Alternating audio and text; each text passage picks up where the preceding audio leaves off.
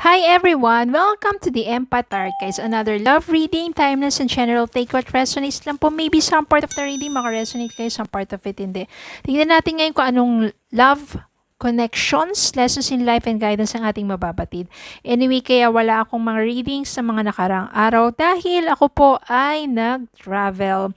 Umakyat po ako ng Mount Pulag. It's very meaningful adventure na subukan nyo rin gawin. Diba? Take time to enjoy and appreciate the beauty of nature, of God's creation.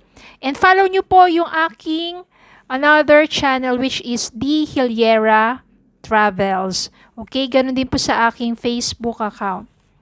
Okay, tingnan po natin ngayon para sa ating love reading, anong love connections ito.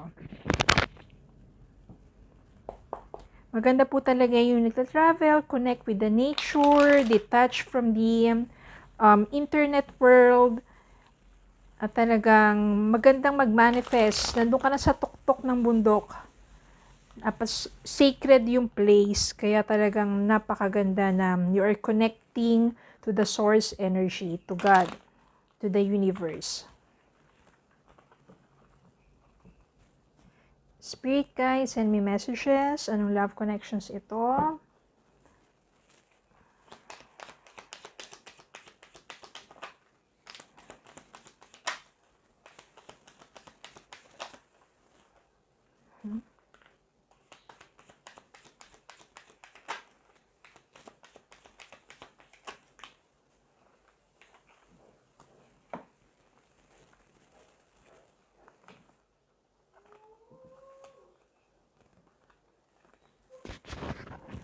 The World. Ten of Swords.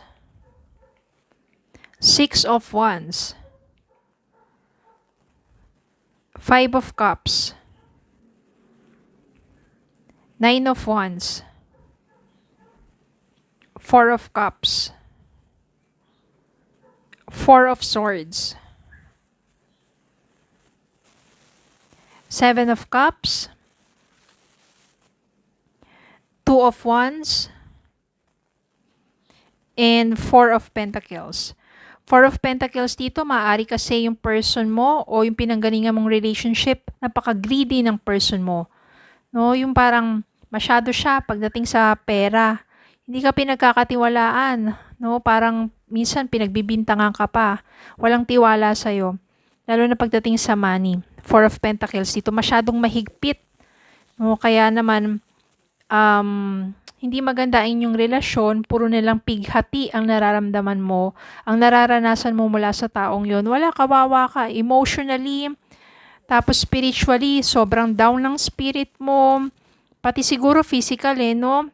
Napang-abuso tong taong to. Kaya dito, Ten of Swords. Ten of Swords dito, wala na. Gusto mo nang tapusin pa yung connection ninyo. Gusto mo nang makawala pa dito sa taong to. Magagawa mo yon eventually. Minsan, nagdidwell ka pa dito sa parang kasi, bakit ganun? Minahal mo tong taong to, bakit sinaktan ka lang? Bakit ganun ang pagtrato niya sa'yo? Hindi tama ang pagtrato sa inyo. Walang tiwala, pananakit, pang-aabuso lang ang ginawa sa kabaitan mo.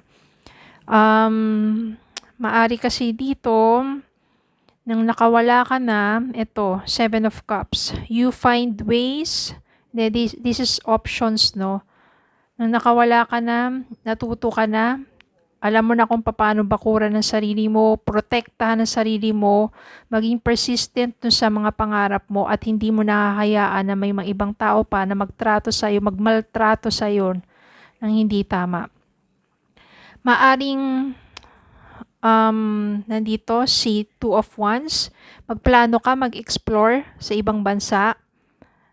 Gusto mong lumayo, magsimula muli sa ibang bansa.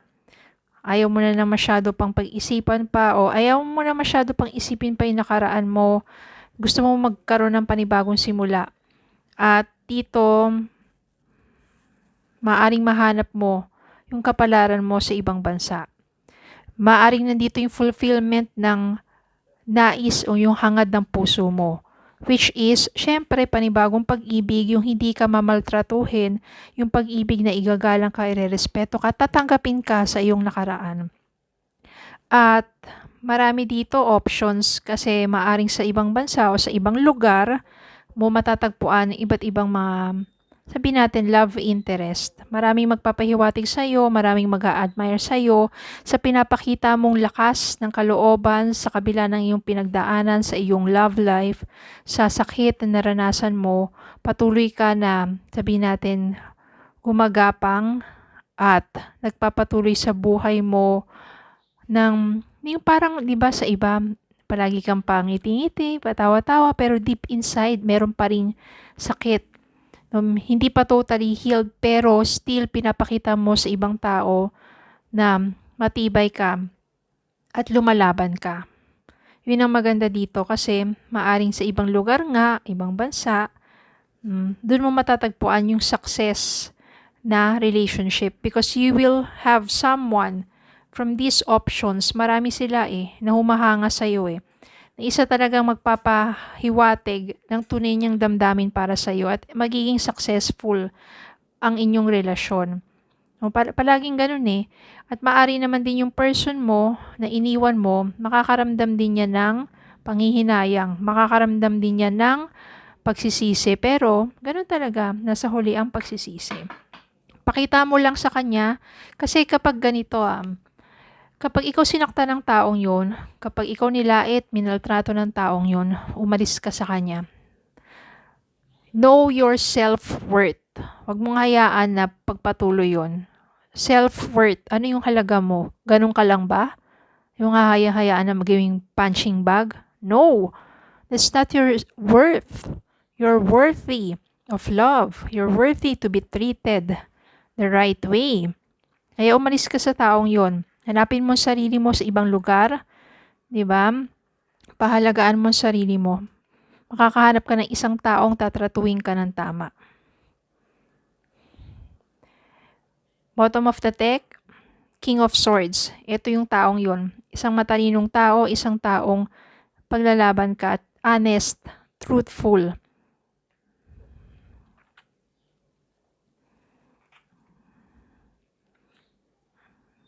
The Hierophant, maaring kayo ang talaga magkatuluyan ng taong to.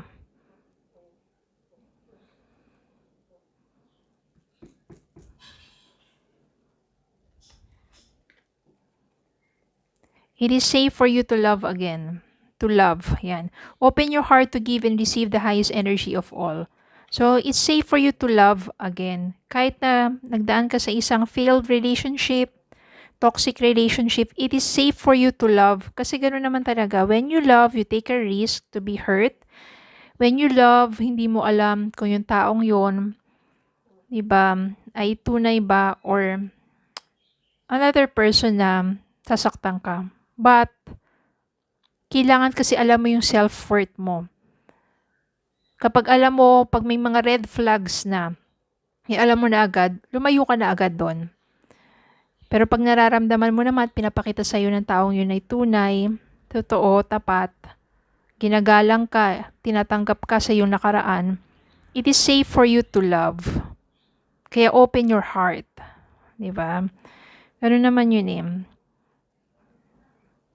Kaya huwag ka matakot na kumawala sa isang toxic relationship. Huwag ka rin matakot na magmahal muli. Okay, so yun lang po. Maraming salamat po for watching. Please don't forget to like, share, comment, subscribe. Follow me in Facebook and TikTok. Have a good day po and God bless. Follow me in my channel, D. Hiliera Travels. Okay, thank you po. God bless.